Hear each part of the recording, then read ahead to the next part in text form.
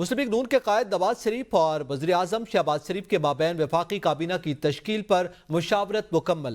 वज़ीर आज़म के चैम्बर में दोनों रहनुमाओं की 1-on-1 मुलाकात के दौरान अहम मुशावरत मुकम्मल हुई है और मुशावरत में वफाकी काबीना के नामों की उसूली तौर पर मंजूरी दे दी गई है। जबकि इजलास में पीपल्स पार्टी और MQM को काबीना में शामिल करने की दोबारा दावत देने का फैसला किया गया है।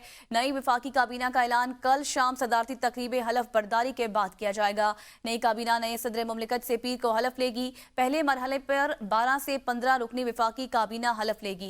नई वफाकी काबीना में एहसन इकबाल, सेनेटर इसहाक डार, ख्वाजा आसिफ, अता तारर, राना तनवीर, हनीफ अब्बासी, अमीर मकाम मनूषा रहमान, मुसद्दिक मलिक, तारिक फजल चौधरी काबीना में शामिल होंगे। आम खबर है, नून लीग का पीपल्स पार्टी और MQM को काबीना में शामिल करने की दोबारा दावत देने का भी फैसला हुआ है। काबीना के हवाले से हतमी मंजूरी जो है वो हो चुकी है। वज़ीर आज़म मियां शहबाज शरीफ और कायद मुस्लिम लीग नून मियां नवाज शरीफ के दरमियान 1-on-1 मुलाकात हुई है। इस मामले पर मजीद जानते हैं जावेद शहजाद से। जी जावेद, आगाह कीजिएगा।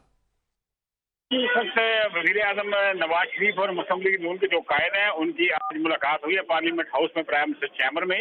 ये मुलाकात 1-on-1 थी जिसमें वफाकी काबीना के हवाले से जो नाम थे उसकी असूली तौर पर मंजूरी दे दी गई है। ज़राए का कहना है कि 12 से 15 रुकनी नई काबीना होगी।